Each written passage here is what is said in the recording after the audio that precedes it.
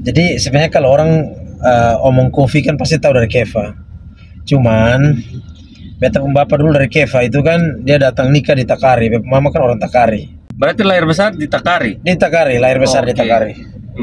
Beta keluar dengan ini om, tapi beta om pun istri ini juga cerita sinetron Indosiar.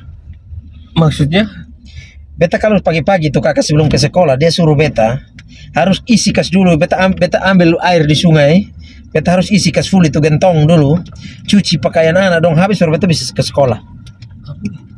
Kalau beta pulang terlambat itu dia tutup pintu, dia pukul beta pakai sapu lidi itu, dan itu berulang-ulang kali. Itu malam beta pikir, wih beta stres betul-betul. Tapi mama juga datang Kupang, beta suka kasih tahu bilang beta mau lari, mau merantau. Itu malam beta ambil kertas 2, beta bungkus, beta tulis Bali, Jakarta. Yang keluar Bali. Nah, kan biar mantua jangan tahu kalau beta bawa barang. Jadi beta ambil kantung merah toh. Beta ambil kantung merah, beta bungkus beta pakaian dong. Beta bilang di mamtua, beta sengaja bilang beta mau ke tempat laundry, mau laundry baju. Oh. Nah, beta tanya itu orang pemborong, beta bilang ini bang izin masih butuh kuli nggak? Dia bilang masih. Waktu itu di Bali itu satu hari sekitar 75.000 apa 80.000. Lumayan ya. Nah, sudah lumayan itu. Weh beta main kuli saja kakak.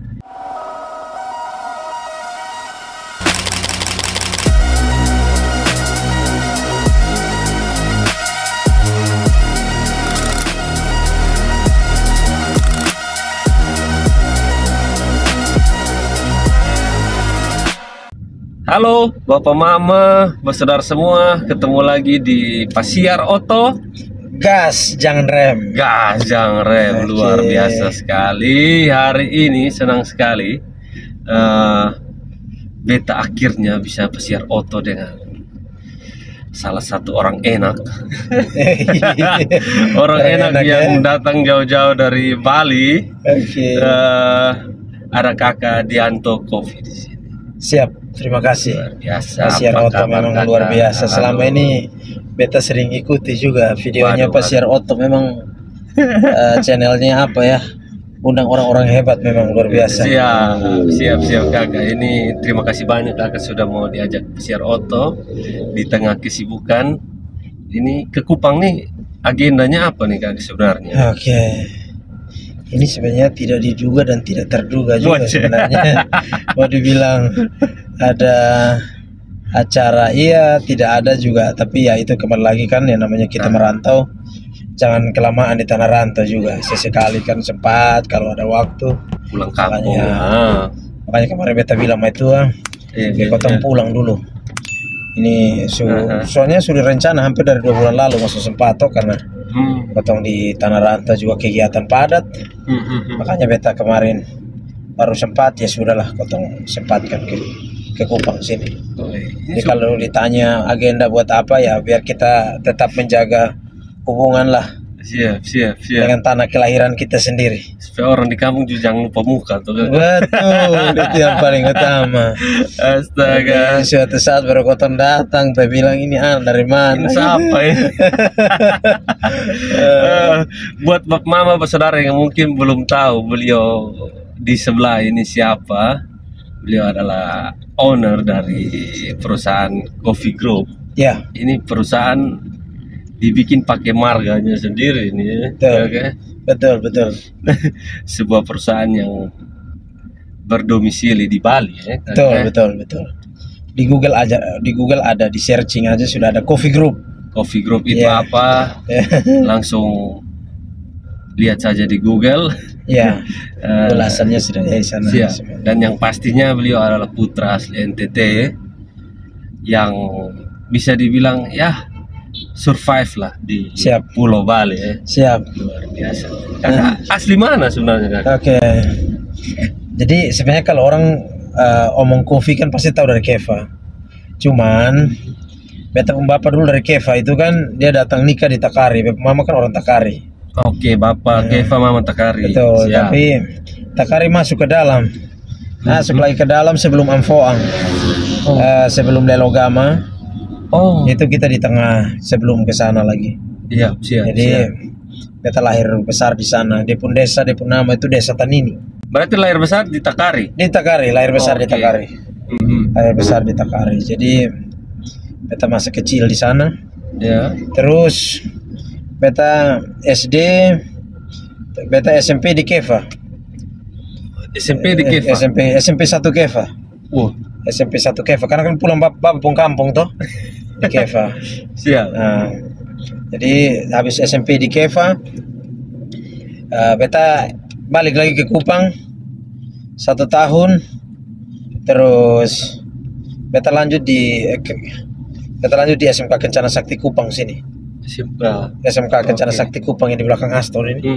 Nah, tapi apa namanya? Beta mau cerita dulu mungkin ya. Siap. Yang kotong sebenarnya kalau mau dibilang perjuangan itu sudah sejak beta SMP. Oke. Jadi beta SMP itu beta sekolah di Keva itu sebenarnya sudah perjuangan karena beta bayar sendiri. Hanya waktu itu beta Jadi tidak dibiayai orang tua lagi. hanya waktu itu beta masih ingat bapak bawa beta ke sana kas tinggal orang Cina. Oh, Kas tinggal beta dari orang Cina. Waktu beta cerita dulu dari SMP ya. siap. Supaya Siap. ini beta Biar sudah masuk ke runtutannya- cerita runutannya Iya, biar jelas toh, biar jelas.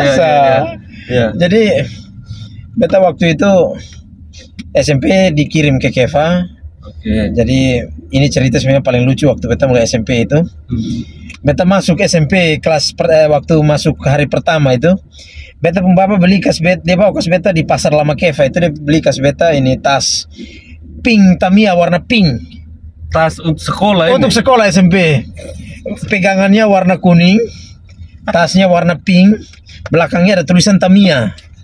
Nah, beta pikir ini tas bagus ini. Lalu kota waktu masih di kampung sana kan paling tiap hari bawa buku satu tuh ke taruh sekolah. lipat kok. Nah, lipat taruhnya. kok isi buku satu biji kau tuh sekolah. Ini tas pertama yang Tas pertama, wih beta rasa keren sekali itu tas. Nah, cuma hari pertama yang paling aneh ini orang-orang lihat beta ini kok tertawa dari awal beta masuk sampai sekolah ini. Terakhir baru ada satu ibu kawan ini yang sekarang masih jadi teman sampai sekarang juga. Dia bilang, lu pun tas itu tas anak TK itu. Baru beta sadar kakak. Tapi bapak ini terus terang sudah bisa baca, sudah bisa tulis. Bapak sudah bisa baca, sudah bisa tulis. Siap. Jadi, nah dari situ kakak beta tiap hari jalan kaki. Dari rumah jabatan Bupati TTU itu ada namanya Toko Lawang di sampingnya Gereja Immanuel. Beta tiap hari jalan kaki dari sana sampai di Toko Tulip. Jalan kaki untuk sekolah. Nah beta pun tempat tinggal orang Cina itu kakak. Iya. Dia waktu beta tinggal itu lebar tempat tidurnya itu 70 cm, tingginya itu mungkin 1 meter. Jadi ini tempat tidur ini kalau beta tutup sudah bisa bernapas, kalau beta buka banyak nyamuk. jadi itu malam sudah bisa tidur. Jadi jam 3 jam 4 sudah bangun. Karena apa? Nyamuk apa? Ya bukan karena memang posisinya kan tidak nyaman zaman kita tidur. Jadi dibuatkan model kayak peti mati begitu, kita tidur di belakang di belakang taman situ. Nah, tiap sampai lama beta keluar dengan ini om, tapi bepo om pun istri ini juga cerita sinetron Indosiar. Maksudnya? Beta kalau pagi-pagi tuh kakak sebelum ke sekolah dia suruh beta harus isi kas dulu. Beta ambil air di sungai. Beta harus isi kas full itu gentong dulu. Cuci pakaian anak dong habis baru beta bisa ke sekolah. Kalau beta pulang terlambat itu dia tutup pintu, dia pukul beta pakai sapu lidi itu. Dan itu berulang-ulang kali. Makanya terakhir tetangga dapat dengar beta pun cerita. Ada kota punya beta pun opa satu di Tanah Putih namanya. Pokoknya ada. Dia terakhir dia adopsi beta karena keterkaitan marga toh. Keterkaitan dia suruh beta bilang sini tinggal ya oma saja. Makanya sampai opa oma itu sampai hari ini pun beta masih berhubungan baik karena berkat Tuhan ya, beta masih berkati. Nah dari situ beta sudah mulai keluar mandiri kakak. Maksudnya sudah mulai jualan kayu api. Jadi beta di Gunung Maul itu di belakang SMA 1 itu beta biasa ambil satu ikat besar begini, beta jual 10.000.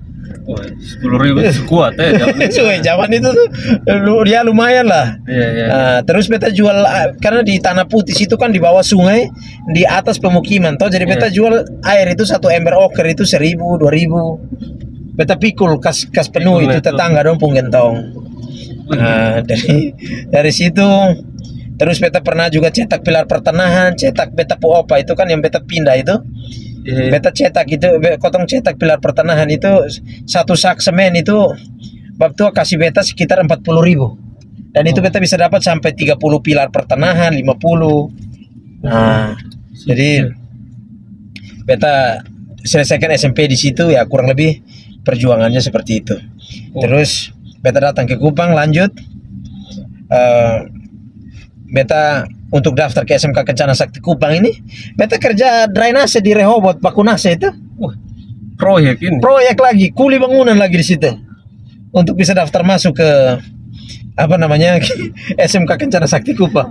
Terus kenapa mau lanjut di Kupang, soalnya lanjut di Keva saja? Karena kan kangen dengan kampung, gitu, biar dekat dengan kampung. Oh, biar dekat ya. Oke. Jadi setiap kali beta masih ingat, beta kalau pulang Kupang itu bis Pelita Mas dong itu.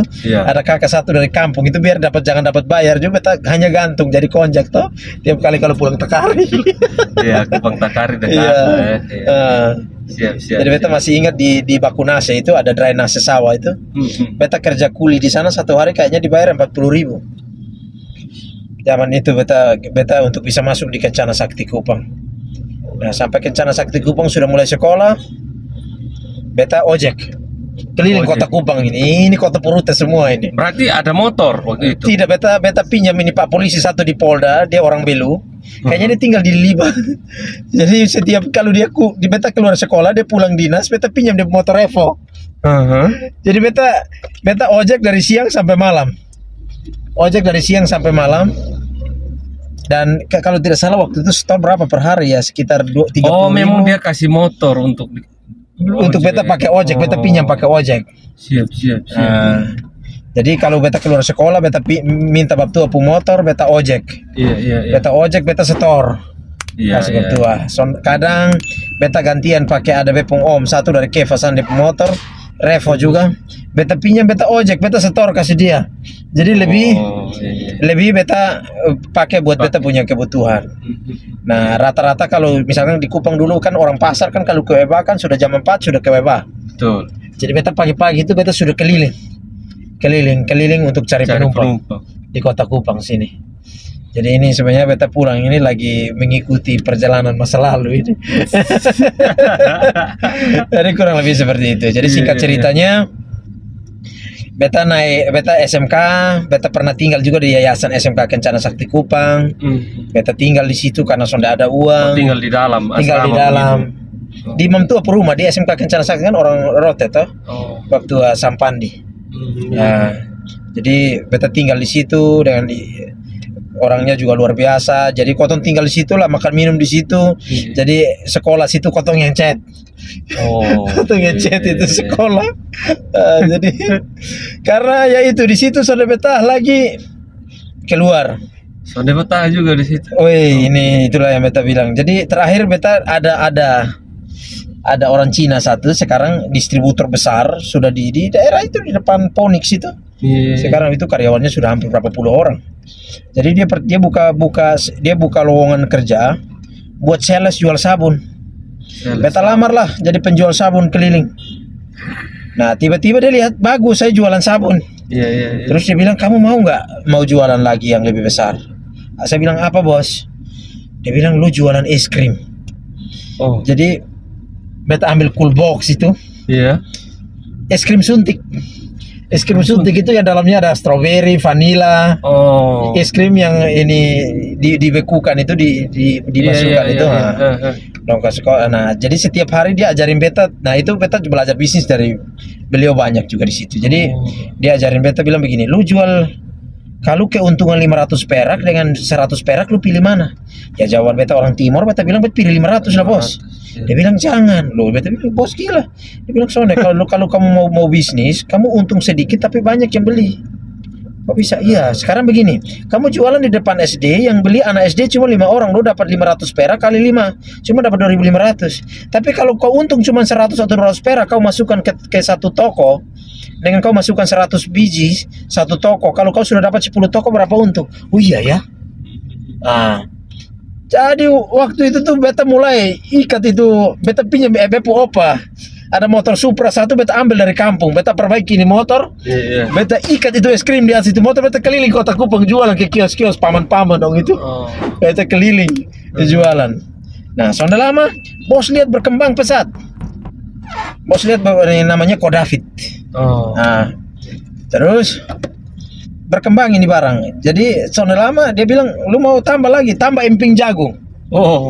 Terus ada dulu itu namanya ikan hias. Ikan hias itu beta yang pertama kali jadi sales nganfas itu. Beta dari Kupang tiap hari itu tuh bisa sampai di Malaka. Pergi pulang. Jualan ikan hias. Ya, itu pas tamat SMK. Beta pas mau ini. Jadi zaman-zaman anak-anak keluar coret-coret itu beta langsung coret-coret. Beta jualan es krim keliling. Jadi di saat anak zaman mungkin seusia seusia muda waktu itu mungkin mereka pikir mungkin kau harus nongkrong, beta terlalu tegang dengan hidup zaman itu. Nah, jadi waktu tamat SMK itu beta pun gaji di Kupang sudah 3,5 juta. Di distributor barang. Ini di Pohon Duri depan sini, kakak. Di Pohon Duri. Pertama kali dirintis dari situ di Pohon Duri, di perumahan BTN di Pohon Duri itu. Pertama kali dirintis di situ. Nah, terus sonda lama beta tamat SMA, beta omset dari 300 sampai 400 500, beta tanya, bos, kenapa gaji tidak naik? Dia satu hal yang menurut saya menampar hidup saya, dia bilang, ketika kamu bekerja jangan tanya berapa untungnya bosmu, tapi tanya berapa untungnya dirimu. Nah, beberapa bulan kemudian kita mulai sama multi level marketing. Ini multi level ini tawarin beta, bilang, lu mau kesana per bulan 100 juta. Ini ya beta cari. Jadi beta langsung itu pas tamat SMA itu di Kupang, sudah selesai SMK itu. Nah, jadi beta langsung beta bilang ini pekerjaan yang beta cari selama ini. Jadi tahu-taunya kakak, kotong keliling prospek orang. Beta sampai di Rote, beta buka usaha beta buka ini stokis di Bung Tomo di Baasan. Nah, waktu itu kan kotong belum tahu perhitungan bisnis ekonomi, belum tahu. Betul. Kotong belum tahu. Terakhir beta di Rote sana beta bangkrut habis-habisan.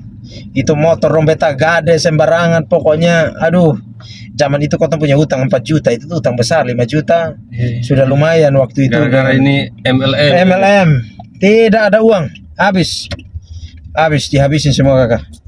Nah, dari situ baru pulang dari Rote, beta sudah frustasi, bingung toh mau buat apa lagi. Di kampus beta kuliah. Ada sambil kuliah juga. Sambil kuliah itu beta lanjut kuliah itu. Nah, beta sudah bingung. Kotong pulang kampus ini, kotong olok-olokan teman-teman. Mana mau oto mana? Kemarin lu cerita bilang mau beli oto. Besok udah enak jadinya. Itu malam beta pikir, beta stres betul-betul. Tapi mama juga datang Kupang, beta langsung kasih tahu bilang beta mau lari, mau merantau. Itu malam beta ambil kertas 2, beta bungkus, beta tulis Bali, Jakarta. Yang keluar Bali. Nah, kan biar mantua jangan tahu kalau beta bawa barang. Jadi beta ambil kantung merah toh. Beta ambil kantung merah, beta bungkus beta pakaian dong. Beta bilang di mamtua, beta sengaja bilang beta mau ke tempat laundry, mau laundry baju. Nah, jadi mamtua sudah tahu. Tahu beta keluar ke Kelapa 5 situ, beta ojek langganan di situ. Beta jalan kaki. Beta bilang lu antar beta ke bandara dulu. Jadi beta pergi Bali ini beta sudah tahu mau ke siapa. Kenapa memutuskan ke Bali begitu? Karena yang kertas yang keluar itu Bali. Itu kan ke apa sah? Itu ke main dadu begitu. Iya. Itu berjudi dengan kehidupan. Dengan kehidupan itu. Betul. Terus jadi antar beta ke bandara itu pertama kali beta naik pesawat itu. Beta justru tahu akan turun di mana. Beta naik saja. Naik sampai di Bali sana baru beta cari ada adik sepupu ini dari Keva. Beta bilang ini beta di Bali, lu bisa jemput beta, soalnya beta di bandara, beta sudah tahu mau kemana. Nah, beta mau kemana? Terus dia datang jemput. Beta pertama kali di Bali ini beta aneh lihat dia punya kehidupan. Orang di sana helm kakak, helm pica-pica tidak pernah dicuci. Pak, ya maaf loh, ini saya harus sampaikan itu. Saya aneh. Nah, saya berpikir di kota Kupang ini saya selalu hidup dengan style apa segala macam, helm keluar minimal BMC harus dicuci, kit bersih dulu kan. Anak kota Kupang, saya pernah terkontaminasi anak kota Kupang juga tuh. Jadi sampai di Bali ini itu yang buat beta pertama kali bingung, weh. Iya, betul, betul. Kita di sini mungkin jelek-jelek hiu lah. Iya. Jadi dari situ beta lihat kok orang-orang di sini tidak mikirkan gaya ya di sini. Mereka biasa saja. Nah dari situ tuh, nah ini mulai sudah di Bali. Iya, iya. Mimpi beta kan waktu beta bawa beta ijazah perhotelan atau SMK atau ini beta sudah DO, beta sudah DO dari kampus. Tapi DO diri sendiri bukan di DO di drop out kampus. Jadi beta nama itu masih terdaftar di Dikti sampai beta cerita sampai beta wisuda juga diploma 3 itu tahun 2015 beta wisuda. Jadi dan itu angkatan pertama yang waktu itu kan di Akademi Pariwisata kan belum terakreditasi. Jadi teman-teman yang sudah duluan wisuda kan mereka harus penyesuaian ijazah lagi toh. Betul. Nah, jadi memang Tuhan bilang yang terbelakang selalu terdepan itu memang betul itu memang. Saya rasakan dalam beta pun hidup itu. Jadi tiba-tiba sampai di Bali beta sudah berpikir, wih beta pun saudara dong pasti tidur di bawah AC, tempat yang bagus. Tapi ternyata merantau tidak seperti yang saya bayangkan. Itu beta pun bayangan pertama kali merantau. Nah, pertama kali merantau. Wih, nah beta lamar kakak mungkin 30 hotel itu termasuk restoran dan hotel. Sonde ada yang panggil beta. Sonde ada yang panggil beta, satupun sonde panggil beta. Wih, beta sudah terus beta lamar di Kontak Perkasa itu perusahaan trading juga.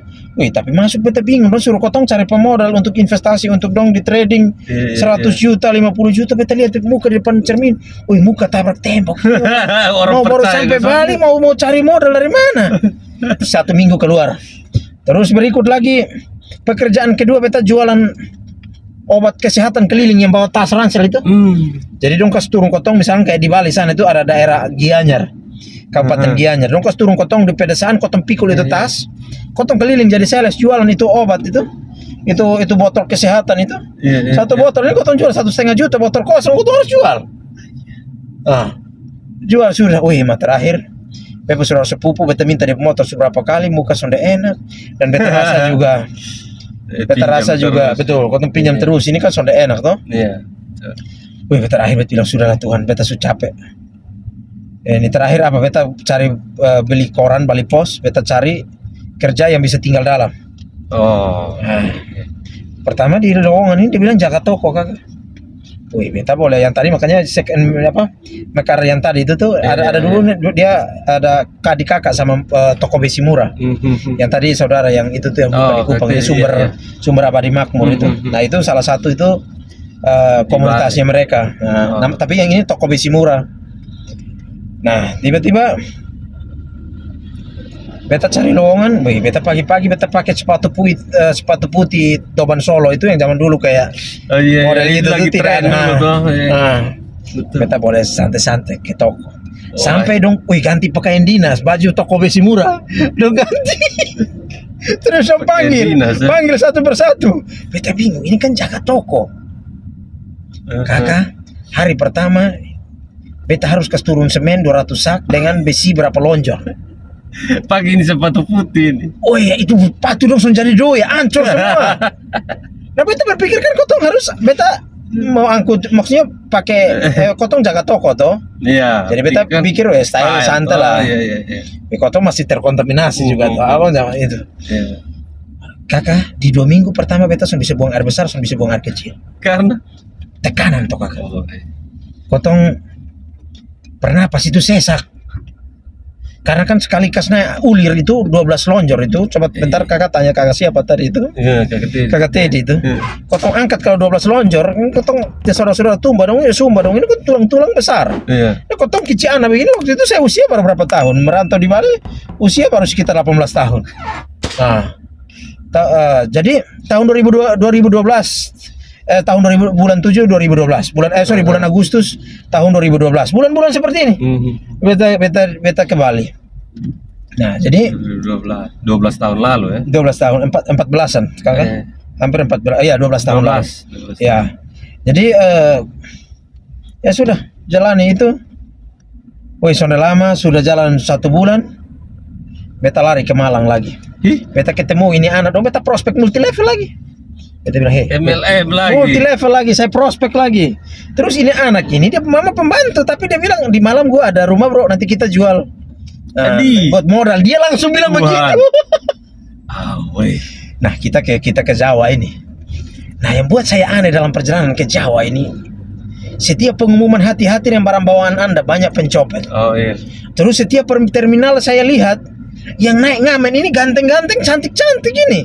Terus orang yang ngasih itu 100 perak, 200 perak dong terima. Beta pas di depan bis itu tuh beta lihat muka begini, Tuhan, ya model begini saja. Dong cari yang 100 perak, apalagi beta.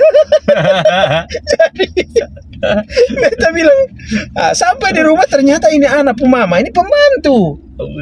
Wih dong, dia omong kosong beta lagi. Soalnya ada modal kakak untuk bangun itu bisnis lagi. Nah, beta alasan di toko besi itu kan beta baru kerja sekitar 3 minggu. Ini beta kabur ini. Beta bilang ini, Mam, kemarin saya dari Kupang datang, mama bilang ini. Saya lari kas tinggal kampus, jadi mama bilang mau pulang kuliah lagi. Beta sengaja bos bilang begitu. Jadi 3 hari saja beta di Malang. Beta pulang, beta bilang kawan, bro, kalau kita tidak pulang di besok, kamu carikan saya rumah sakit jiwa, saya pasti masuk. Nah, jadi terakhir kita balik ke Bali, masuk lagi ke toko besi. Terus kenapa kamu balik? Saya sengaja bilang, bos, kemarin ketinggalan pesawat. Tahu-tahu ini kota baru pulang dari Malang ini. Ada mau prospek ini. Jaga Tuhan. Tidak bisa kakak. Terakhir apa? Kembali lagi jadi tukang panggul. Karena sudah tidak kuat panggul kakak. Beta pas antar besi ke proyek, beta tanya itu apa namanya? Beta tanya itu orang pemborong, beta bilang ini bang, izin masih butuh kuli nggak? Dia bilang masih. Waktu itu di Bali itu 1 hari sekitar 75.000 apa 80.000. Lumayan ya. Sudah lumayan itu. Weh, beta main kuli saja kakak. Beta pindah jadi kuli bangunan di daerah Marlboro namanya itu. Marlboro dan Pasar, Pura Demak kalau orang bisa. Beta kuli bangunan di situ selama 2 bulan. Kuli bangunan di situ, kuli bangunan. Beta makan ikan sapu-sapu ini kakak. Ada selokan, kalau kakak susah ke Bali beta ada itu selokan Imam Bonjol itu namanya, itu kan orang buang hajat semua di situ. Nah ini anak Jawa dong, ini dong ke sana, ini dong lihat pukat dari dinas kebersihan ini kan dong pukat sampah toh. Nah ini ikan sapu-sapu dong lengket semua di situ. Ya kau beta orang timur dulu di Takara ini kau hanya tahu ikan tembang, ikan tongkol. Yang jauh-jauh kau tahu belut dengan ini apa? Ikan botok dong. Itu sudah. Beta bilang ini ikan bagus. Kakak beta ambil cutter, itu cutter sampai 1 lusin patah semua. Itu kulit keras sekali. Ikan sapu-sapu. Ikan sapu-sapu kau makan. Itu ikan kotong goreng itu kakak. Coba kakak nanti saat eksperimen. Dia tidak akan mau matang. Dia akan sisik putih merah terus. Kayak kotong baru habis kecelakaan gitu. Dia model begitu. Nah, jadi baru terakhir kotong berhenti kuli bangunan selesai. Pas kuli bangunan itu beta prospek ini apa yang pemilik bangunan ini dia punya anak. Prospek jalan multi terus. Level prospek jalan terus kakak. Astaga. Ini anak ini sekarang suami istri di Polda, teman sejati sampai hari ini. Kemarin datang saja baru ketemu. Jadi dia nah saya keluar berhenti dari proyek, prospek MLM dia mau dengar saya, dia daftar di saya. Terus kakak beta waktu itu muka masih kuli-kuli, beta keliling Universitas Udayana Bali itu, Fakultas Ekonomi itu saya presentasi. Saya dapat guide sekitar 10 orang. Saya buat seminar lagi, undang pembicara lagi dari Bandung. Habis pembicara datang, tidak ada yang daftar, mulai lagi dari nol. Tidak. Astaga. Jadi mulai lagi dari situ itu. Sudah bingung. Terakhir beta kerja di villa, kakak kerja 2 minggu juga diusir di daerah Sanur. Diusir karena beta lompat pagar. Ketemu teman SMA. Beta keluar dari orang Bali, maaf guys, saudara di Bali ngomong, ini nas kleng cing, kita penjarain ke macam-macam ci. Begitu sih. Dari gitu. Kamu pilih mau pulang timur apa saya penjarain kamu? Saya bilang, itu betul-betul saya diusir kakak. Saya diusir jalan kaki. Jadi mulai saat itu kakak, mulai perubahan saya berubah itu dari saya mulai waktu itu tuh saya keluar mikir apa sebenarnya yang buat saya bisa mendapatkan pekerjaan yang bagus. Tapi yang saya pelajari dari dulu ketika saya belajar multi level dan yang lain, kamu tidak bisa berubah kalau kamu tidak menguasai dunia marketing. Jadi saya mikir lagi caranya bagaimana masuk ke jaringan orang kaya. Nah tiba-tiba saya beli lagi, intinya saya beli lagi biasa Bali Pos, cari lowongan media. Dulu itu di kayaknya webnya masih ada Bali Page, namanya Bali Page. Jadi Bali Page itu media sejenis media periklanan, tapi fokusnya dia itu ke hotel, restoran, pokoknya iklan-iklan. Dia fokus ke iklan. Nah, jadi bos setiap kali misalkan ini kalau kolomnya misalkan 20 kali 20, dia pun harga misalkan 500.000, tapi kamu diskon sekian persen. Nah, itu yang saya manfaatkan buat cari relasi. Nah, dari saat itu beta mulai belajar properti. Tahun 2013 beta sudah mulai terjun ke properti. Akhir 2013 saya sudah mulai terjun ke properti. Berarti selama 1 tahun saya 1 tahun saja. Kayaknya tidak sampai 1 tahun, Kakak. Sekitar 8 bulan, 6 bulan, 8 bulan. setelah kakak merantau itu kemarin itu. Langsung saya terjun ke properti. Saya terjun ke properti ini baru sampai tahu-tahu kita orang timur ini dijagain. Ini saya harus apa adanya aja. Kalau saya tidak ada rahasia dalam kehidupan saya. Ya kita tahu lah namanya orang timur, dulu kita hidup belum paham apa ya. Nah ketemu orang Puana kenakalan remaja. Makanya saya menikah muda, Kakak. Beli bening-bening. Bening-bening kas jaga weh lewat. Saya tidak mau jadi orang munafik, Kakak. Jadi betul yang tua ini kita menikah muda. Waktu usia saya jalan 21 tahun, istri saya jalan 18 tahun. Astaga. Makanya usia 33 tahun sekarang saya sudah punya 3 orang anak. Nah, jadi mulai saat itu Kakak beta selama hampir 1 tahun lebih beta keliling kota dan pasar seluruh Bali, beta pasang banner, tidak ada yang laku itu barang itu properti itu tidak ada yang laku. Itu sudah mulai sejak di media itu kan saya sudah mulai sebarin brosur, belajar properti. Nah, karena kan itu ini kan sudah anak-anak pertama toh. 1 minggu sebelum menjelang anak pertama lahir, ini tiba-tiba saya dapat jualan, tapi saya tidak tahu kalau itu dapat komisi. Jual apa? Jual properti, nilai asetnya itu 1.310.000. Kalau dikonversi ke 2,5%, berarti kan saya dapat sekitar 30 juta lebih. 30 juta. Nah, tapi kan kita belum tahu. Saya belum tahu kalau itu dapat komisi. Orang itu waktu itu kasih beta 2 juta saja, beta pikir ini sudah cukup. Karena di media beta gaji waktu itu 1,5 juta, Kakak. Di luar bonus. Nah, jadi selama Kakak beta pemain tua itu dia temani beta dari nol. Dari beta belum muka tabrak tembok, pasti pakai kemana-mana pakai pakaian Roma Irama itu konsisten, komprang dari atas ke bawah. Nanti kalau Kakak bentar mau lihat itu foto itu jangan tertawa saja. Jangan beta masih dari kuli, beta masih pakai pakaian sisip dalam terus kemana. Tapi ini yang paling lucu, Kakak, beta pemain tua itu jatuh cinta dan beta dia pikir beta pengusaha. Jadi beta kemana-mana itu, Kakak, beta selalu buat kartu nama bisnis owner, tapi bisnisnya apa tidak jelas. Jadi beta malam-malam datang di pesta ulang tahunnya kawan, dia pikir beta ini pengusaha. Jadi beta selalu kasih kartu nama. Jadi makanya kadang saya tanya, lu kenapa suka? Ya saya pikir waktu itu lu pengusaha.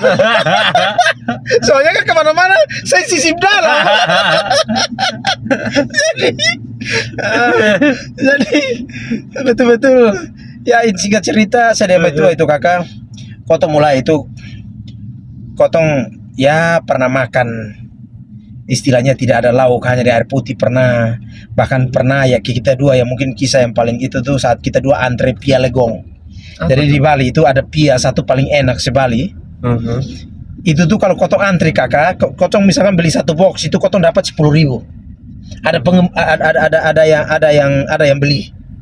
Jadi orang kasih kita uang 100.000, kita beli, kita antri, nanti kalau kita dapat 2 box, 1 box dihitung 10.000. Kalau dapat 2 box berarti 20.000. Jadi beb itu yang masih hamil anak pertama itu dia ngantri, Kakak, supaya kita bisa pulang tiap hari itu bisa biar dapat uang bisa beli sayur. Dia itu.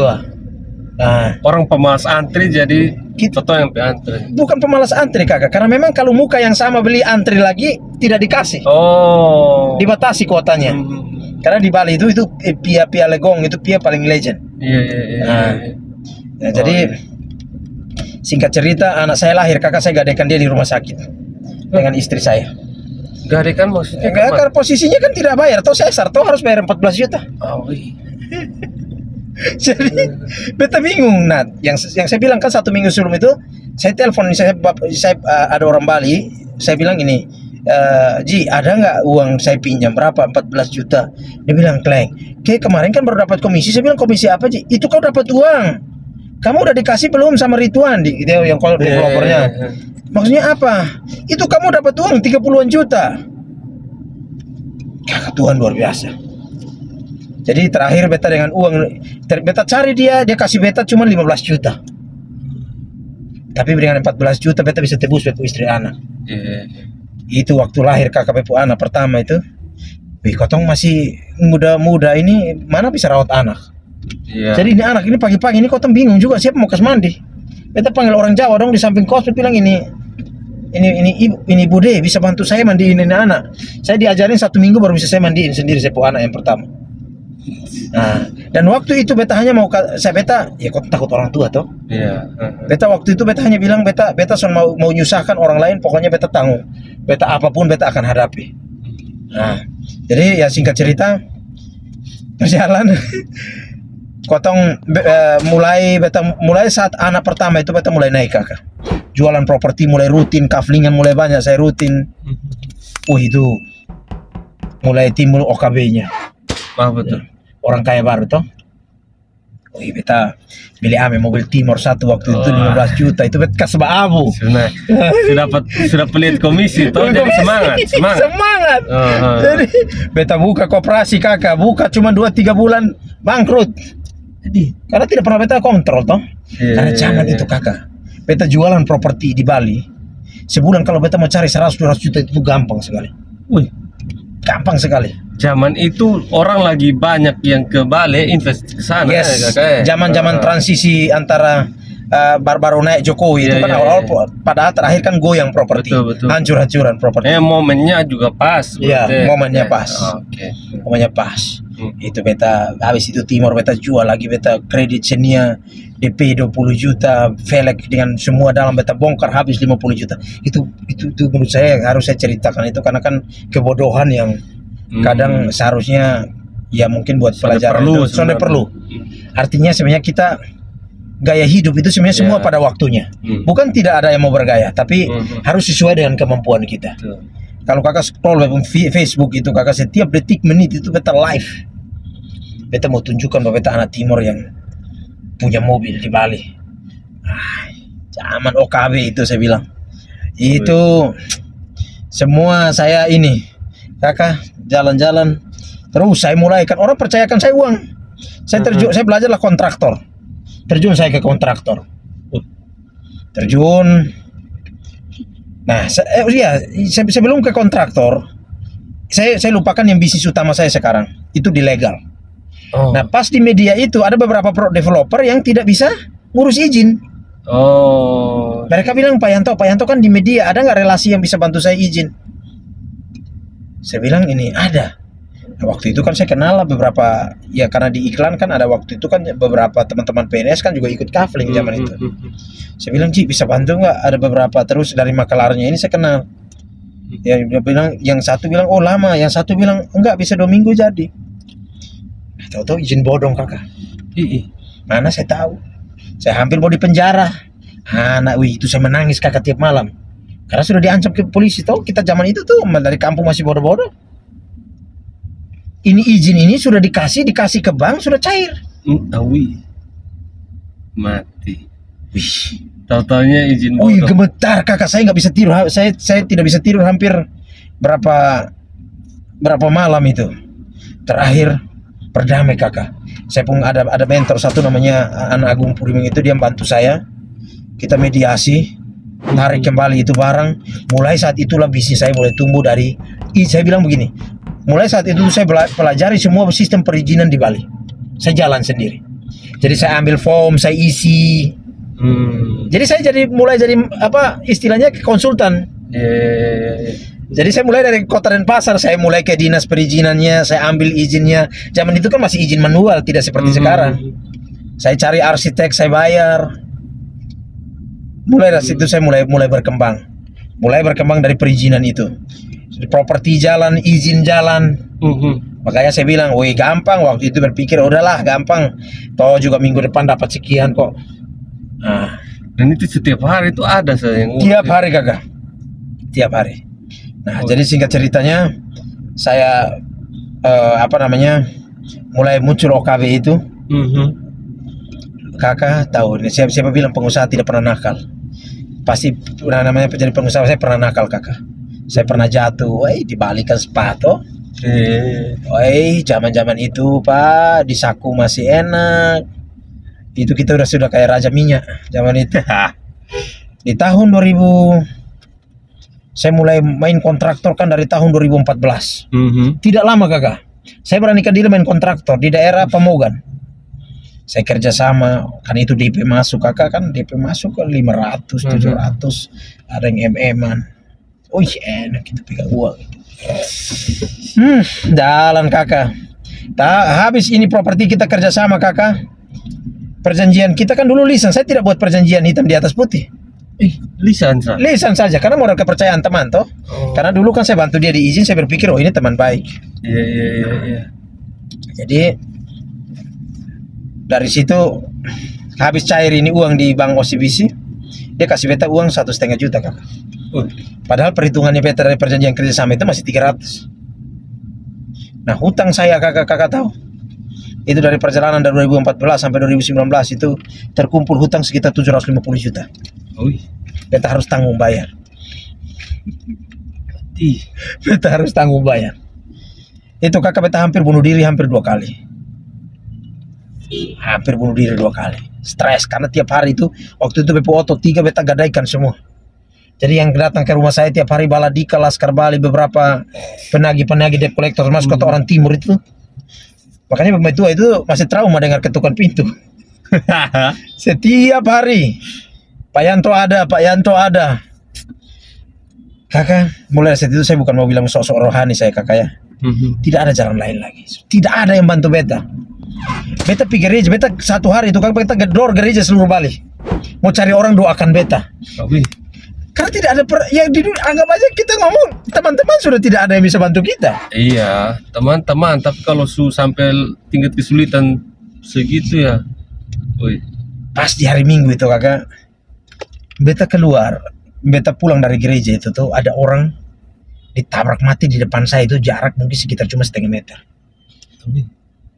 Itu tuh cikal bakal hidup saya itu mulai artinya saya mau bilang bukan sok-sok rohani, kakak.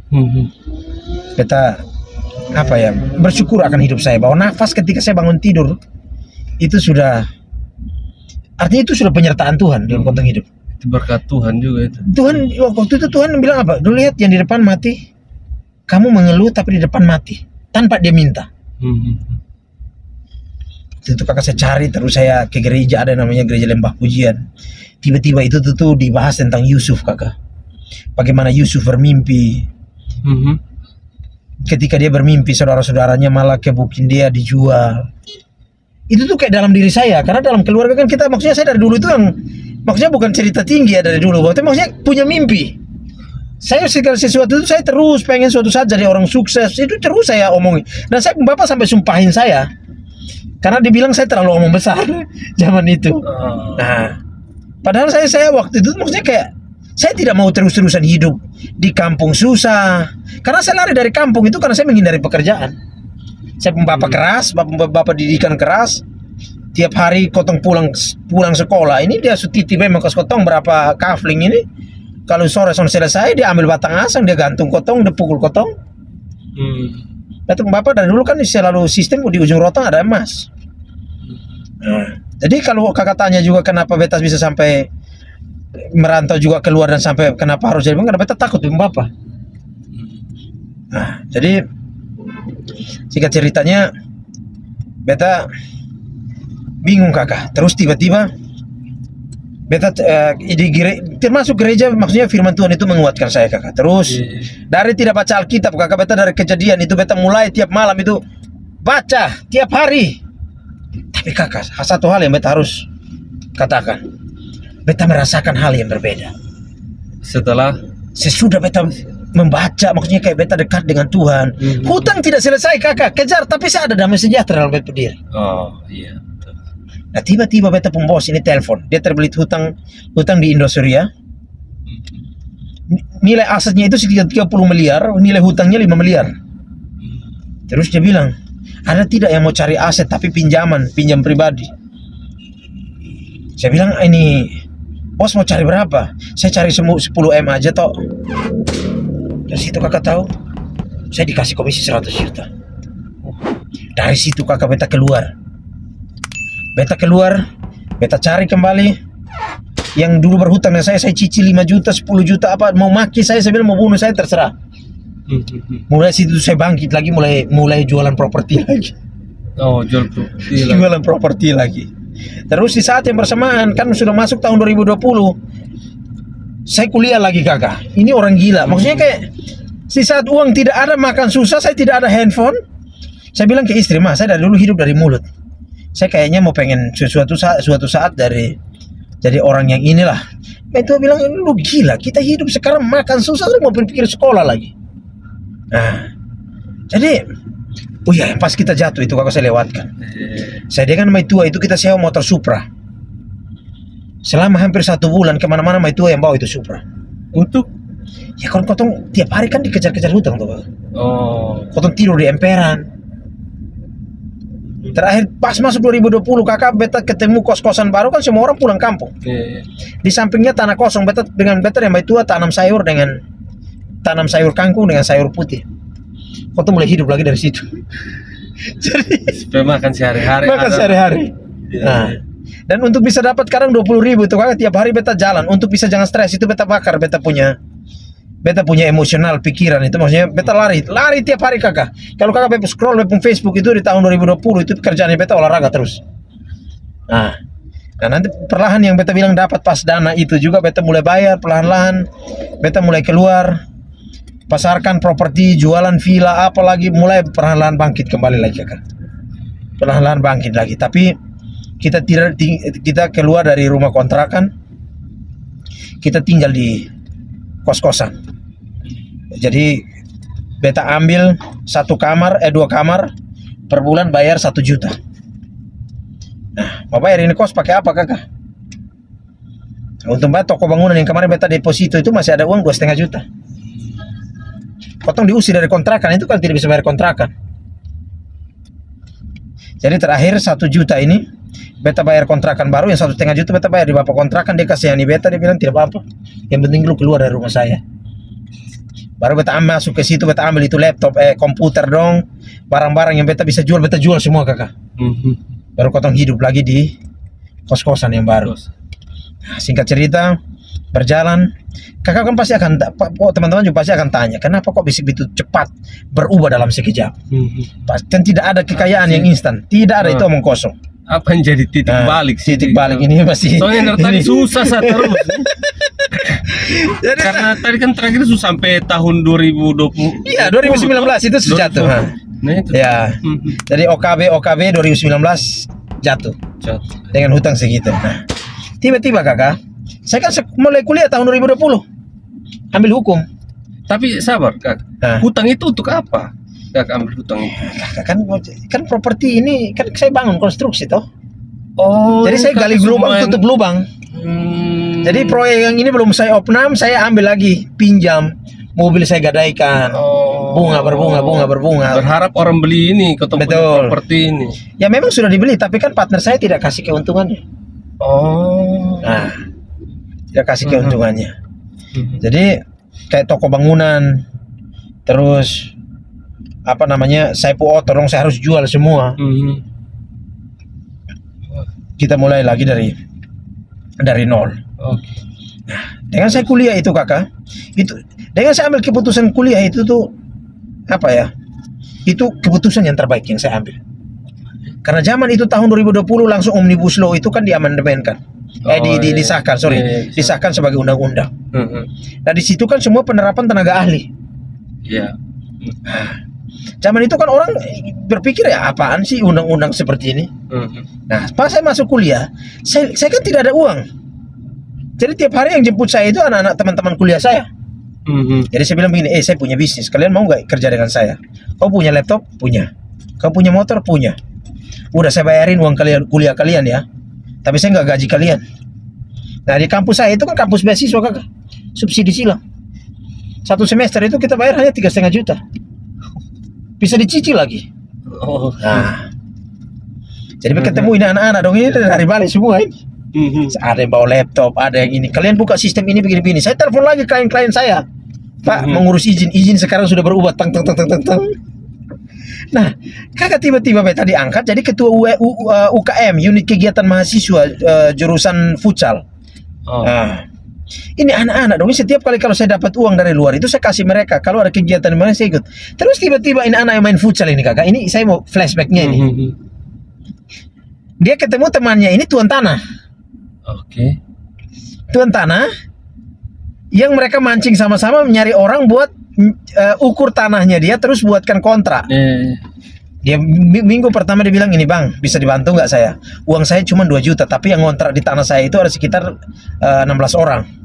Abang bisa bantu saya nggak buatkan saya perjanjian legalnya? Loh, saya kan sudah ada semua yang itu perjanjian notaris semua di saya, data di saya ada semua. Saya suruh yang satu, dia bilang, lu buatkan perjanjian ya. Nah, terus habis perjanjian ini dia minta tolong. Dia minta tolong, Kak, bang, izin bisa nggak ngukur? Tapi uang saya cuman 1,5 juta. Saya bilang bisa bang. Saya suruh anak-anak itu tuh bawa meteran, kita ukur sendiri. Mati. Terus 2 minggu kemudian apa 1 bulan kemudian dia bawa PBB-nya bang. Oh. Tanahnya itu belum bersertifikat. Tanahnya itu belum bersertifikat. Dia bawa ke sana. Dia bilang, bang, izin, abang ada nggak teman di BPN? Saya jawab aja selalu bisa bang. Ada. Oh, ini jual jasa sudah ceritanya. Jual jasa kakak.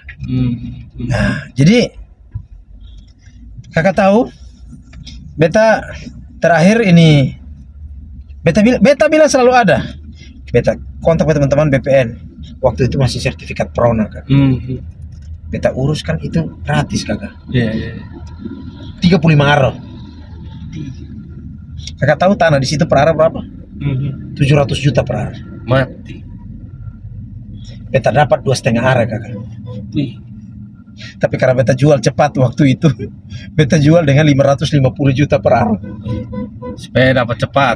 Cepat. Dari situ beta flashback hidup kakak. Oh, itulah mulai berbalik sudah. Berbalik. Itu beta bangun, beta punya kantor, beta beli tanah, beta bangun, beta punya rumah.